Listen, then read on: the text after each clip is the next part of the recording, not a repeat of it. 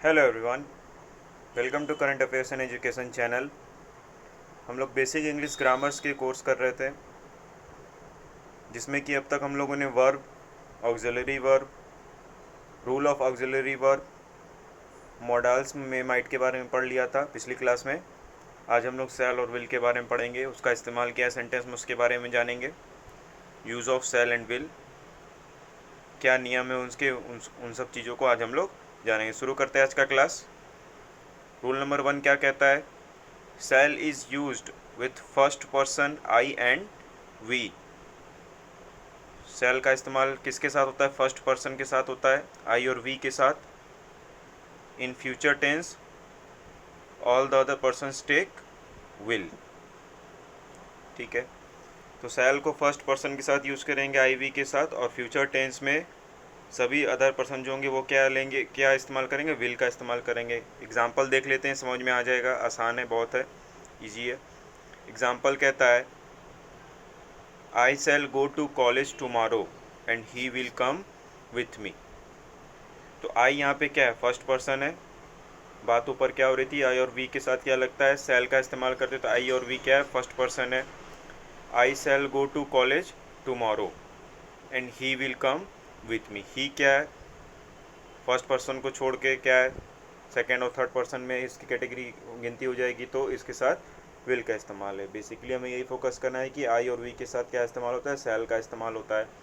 नीचे सेंटेंस लिखा है, in modern English will can be used with I and we. कुछ कुछ मॉडर्न इंग्लिश के हिसाब से विल का यूज़ आई और वी के साथ भी किया जाता है, लेकिन इंट्रोगेटिव सेंटेंस में हमेशा सेल का ही इस्तेमाल हम लोग करेंगे। क्या लिखा है? But in interrogative sentences we must use only shall with I and we. Interrogative sentence मतलब क्वेश्चन मार्क्स। एग्जाम्पल क्या है? Will I go, interrogative sentence है, क्वेश्चन पूछ रहा है क्या मैं जाऊंगा, तो ये क्या है? रॉन्ग है। नीचे क्या लिखा है? सेल आई गो, ये करेक्ट सेंटेंस है। नोट देख लेते हैं क्या है। Shall is used with second person you, third person he she it they to denote command, promise, threat, determination, advice. अब कुछ ऐसे वर्ड हैं जिसके जगह पे सेल का इस्तेमाल हम लोग कर सकते हैं। ठीक है, सेकंड पर्सन में भी और थर्ड पर्सन में भी। क्या लिखा है? Shall is used with second person you और third person he she it के साथ। तो पहले फर्स्ट सेकंड थर्ड पर्सन होते क्या है? फर्स्ट पर्सन जैसे मैं, आई और वी, मैं, हम। सेकंड पर्सन यू, मेरे सामने वाला व्यक्ति। और थर्ड पर्सन मतलब किसी तीसरे व्यक्ति की बात कर रहे हैं, तो ही सी इट दे, ये सब क्या फर्स्ट सेकंड थर्ड पर्सन हैं। तो सेल का इस्तेमाल किसके साथ करते हैं? कमांड के साथ, प्रॉमिस के साथ, थ्रेट के साथ, डिटर्मिनेशन के साथ और एडवाइस के साथ करते हैं। वन बाय वन इसका एग्जाम्पल भी देखेंगे। पहले और क्या लिखा है वो भी देख लेते हैं। Will is used with I and we in a similar way. इसी तरीके से विल का भी यूज़ होता है और वी के साथ। कंफ्यूज नहीं होना है, सीधा सा मतलब है सेल का यूज हम आई और वी के साथ करेंगे, लेकिन जब कमांड, थ्रेट, प्रॉमिस ये सब चीज़ें आ जाएंगी तो हम सेकंड और थर्ड पर्सन के साथ भी सेल का इस्तेमाल कर सकते हैं। एग्जाम्पल देखिए, कमांड की बात हो रही है, you shall leave the room at once. You क्या है? यहाँ पे सेकंड पर्सन है, लेकिन इस्तेमाल क्या हो रहा है? सेल। तो लिखा क्या है? कमांड की बात हो रही है, ये क्या है? कमांड दिया है, you shall leave the room at once, तुम रूम छोड़ दोगे एक बार में। ठीक है, ऐसा है। सेकंड है प्रॉमिस। प्रॉमिस की बात हो रही है, यू शैल बी अवॉर्डेड।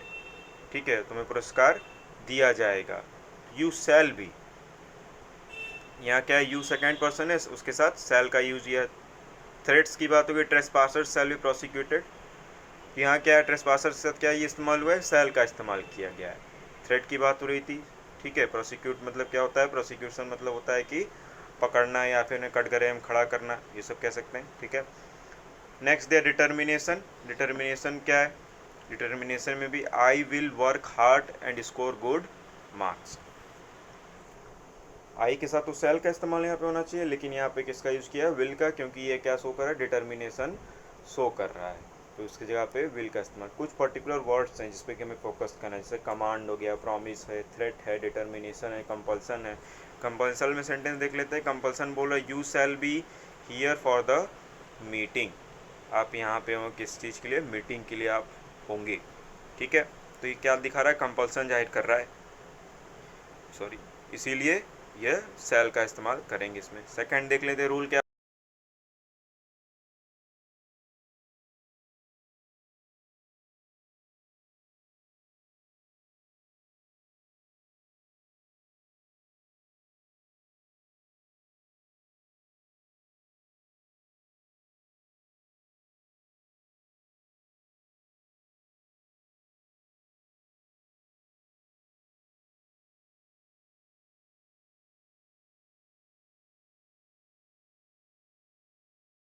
ये न क्या है, ये हिंदी में न क्या बनता है, क्वेश्चन टैग अंग्रेजी में बनता है, तो इसी को कहते हैं क्वेश्चन टैग हम लोग।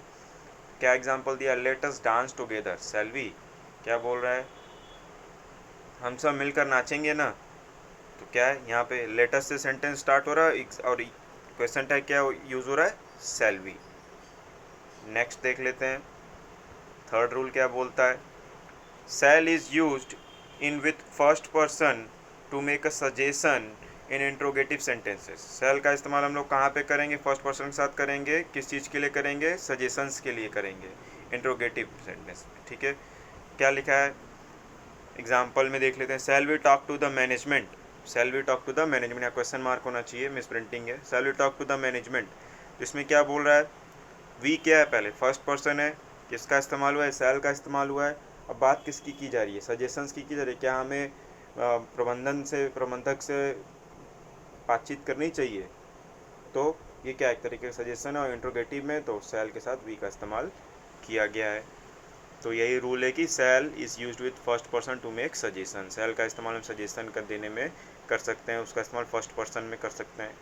नोट क्या लिखा है, in the following type of sentences shall slash will is not used. कुछ ऐसे सेंटेंस है जिसमें कि सेल और विल का इस्तेमाल हम लोग नहीं कर सकते हैं, वो क्या नियम है उसको देखते हैं। If the sentence starts with past, अगर कोई भी सेंटेंस शुरू हो रहा है किससे, पास्ट से, तो वहाँ पे हम सेल और विल का इस्तेमाल नहीं करेंगे। एग्जाम्पल क्या, ही होप्ड, एग्जाम्पल दिया, he hoped that he would pass. क्या बोल रहा है, ही होप्ड, उसने सोचा। ठीक है, तो होप्ड मतलब क्या है, ऑलरेडी पास्ट है, तो सेंटेंस भी पास्ट से शुरू हो रहा है, पास्ट से, तो अगर पास्ट से शुरू होगा, स्टार्ट होगा, तो वहाँ पे सेल और विल का इस्तेमाल हम लोग नहीं करेंगे। नेक्स्ट लिखा है, if the sentence start with past then would slash should is used. अगर कोई भी सेंटेंस पास्ट से शुरू हो रहा है तो उसके जगह पे सेल विल ना लग के क्या लगेगा, शुड और वुड लगेगा। क्या लिखा है, this rule is applicable even in modal slash verb is used in place of will और सेल। ठीक है, यह नियम उस समय भी लागू होगा जब मोडाल और वर्ब की इस्तेमाल भी की जाएगी, मतलब कि अगर कोई भी सेंटेंस शुरू हो रहा है पास्ट में तो उसके जगह पे विल सेल ना लग के वुड और शुड लगेंगे। एक और नियम क्या है, if two actions take place in future one after the another. क्या कह रहा है, अगर कोई दो गतिविधियां हो रही हैं भविष्य में एक के बाद एक, ठीक है, तो क्या आगे क्या बोल रहा है, and the first action depends on the second. ठीक, कोई भी दो गतिविधियां हो रही हैं फ्यूचर में एक के बाद एक, और जो पहली गतिविधि है वो दूसरी गतिविधि के ऊपर निर्भर करती है। तो क्या कहना है, इसका रूल क्या होगा, the first action will be in simple present tense, जो पहली गतिविधि होगी वो किस टेंस में होगी, सिंपल प्रेजेंट टेंस में होगी, और जो दूसरी गतिविधि होगी वो किस टेंस में होगी, सिंपल फ्यूचर टेंस में होगी। ठीक है, एग्जाम्पल देख लेते हैं। एग्जाम्पल दिया है, if I will come I will meet you, ये गलत है, दोनों तो फ्यूचर टेंस में यहाँ बोला नहीं गया है, एक तो सिंपल प्रेजेंट टेंस की बात की गई है और एक सिंपल फ्यूचर टेंस की बात करें। तो first action simple present tense, first action क्या है, if I will come I will meet you, अगर मैं आऊँगा तब तो मैं तुमसे मिलूँगा, तो क्या होगा इसका, इफ़ आई कम, ये क्या है, सिंपल प्रेजेंट टेंस है, अगर मैं आऊँगा first action, if I come I will meet you, I will meet you मतलब सिंपल फ्यूचर टेंस, अगर मैं आऊँगा तो मैं तुमसे मिलूँगा। पहला एक्शन क्या था, सिंपल प्रेजेंट टेंस में कन्वर्ट हुआ, और सेकंड एक्शंस क्या थे, वो सिंपल फ्यूचर टेंस में कन्वर्ट हो गए। एक और एग्जांपल देख लेते हैं, those who will work hard will pass the exam, ये भी रॉन्ग है।